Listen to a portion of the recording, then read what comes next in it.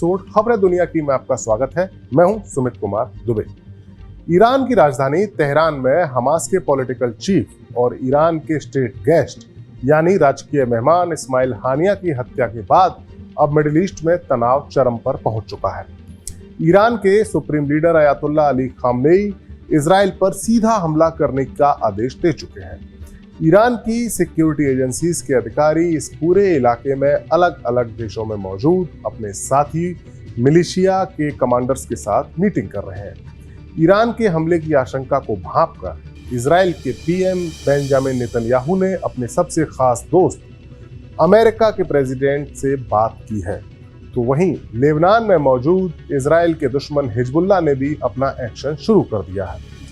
अपने top commander फौद शुकर की मौत से गुस्से में आए हिजबुल्लाह ने उत्तरी इजराइल में दर्जनों रॉकेट्स दागकर दोनों के बीच चल रही जंग को एक नई स्टेज पर पहुंचा दिया है।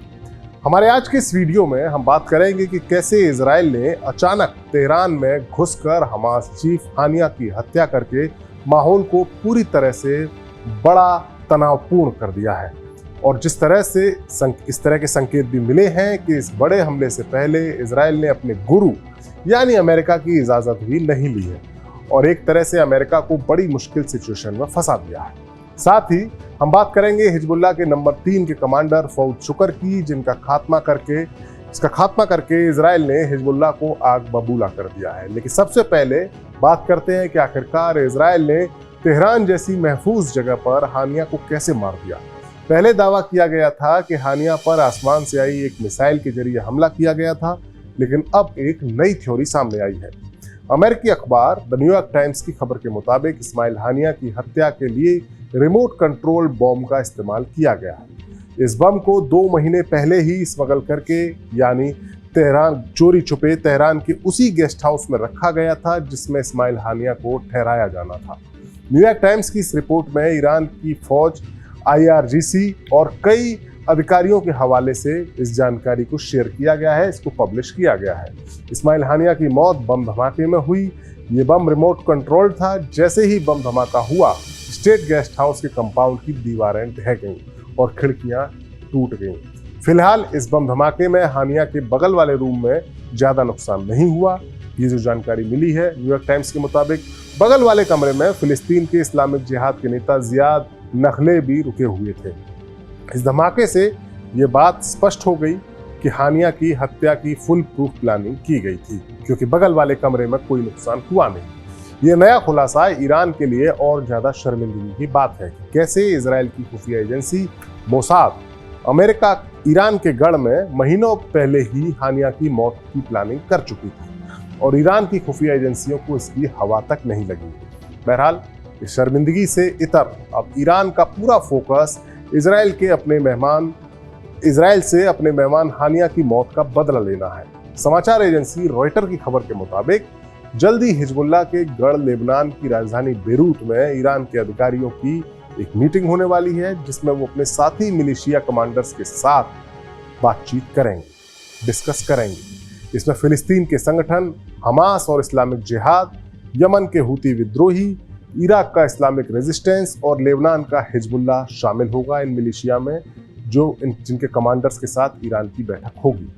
यानी ईरान अब इजराइल के खिलाफ एक्शन का फुल प्रूफ प्लान बनाने जा रहा है और कोशिश कर रहा है। अपने पिछले वीडियो में हमने ईरान के पास मौजूद 3 ऑप्शंस की विस्तार से चर्चा की थी कि कैसे ईरान हानिया की मौत का बदला ले सकता है, जिसमें पहले 2 ऑप्शंस इजराइल पर प्रतीकात्मक हमला करना था या दूसरा ऑप्शन किसी प्रॉक्सी यानी हिजबुल्लाह या हुतियों के जरिए हमला करवाना था। लेकिन तीसरा ऑप्शन इजराइल पर हर तरफ से अपने साथी मिलिशियाओं के साथ मिलकर हमला करने का था, और रॉयटर की खबर से अंदाजा लगाया जा सकता है कि ईरान अब इस तीसरे ऑप्शन पर ही काम कर रहा है, जिसको अमल में लाने के लिए ही बेरूत में अब वो अपने साथी मिलिशिया के कमांडर्स के साथ मीटिंग कर रहा है।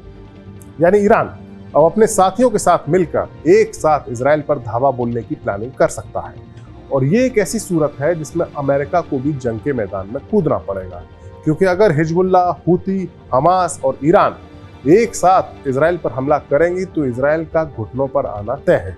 ईरान भले ही 1500 किलोमीटर दूर हो इजराइल से, लेकिन उसकी जमीनी सीमा इजराइल से ना मिलती हो, लेकिन सीरिया और लेबनान दो ऐसे मुल्क हैं जिनकी जमीनी सीमा इजराइल से मिलती है, और लेबनान में हिजबुल्लाह का जो गढ़ है या हिजबुल्लाह लेबनान में मौजूद है, जबकि सीरिया में भी ईरान का मिलिट्री बेस है। यानी अगर ईरान ऑल आउट वॉर का इरादा कर लेता है तो न सिर्फ इजराइल पर हवाई हमला हो सकता है, बल्कि उसकी जमीन पर भी ईरान और उसके साथी कब्जे की कोशिश कर सकते हैं। वहीं लाल सागर को पार करके हूती विद्रोही भी इजराइल को निशाना बनाने में सक्षम है, यमन से लेकर इजराइल तक। और इसकी झलक हूती विद्रोही तेल अवीव में ड्रोन हमला करके दे चुके हैं, दिखा चुके हैं। ये एक ऐसी सूरत है जो अमेरिका कतई नहीं चाहेगा, क्योंकि अमेरिका ही मिडिल ईस्ट में ईरान का सबसे बड़ा रक्षक है, या यूं कहें कि उसकी सिक्योरिटी का सबसे बड़ा गारंटर है। नेतन्याहू ने तेहरान में हानिया को खत्म करने का फैसला लेकर अमेरिका को बुरी तरह फंसा दिया है। अब अमेरिका के राष्ट्रपति जो बाइडेन ने गुरुवार को इस्माइल हानिया की मौत के बाद गुरुवार को इजराइल के पीएम बेंजामिन नेतन्याहू से फोन पर बात की है, और इस बातचीत के दौरान बाइडेन ने ये वादा किया है कि अमेरिका ईरान को किसी भी तरह के, अगर ईरान हमला करता है इजराइल पर, तो वो इजराइल की रक्षा करेगा।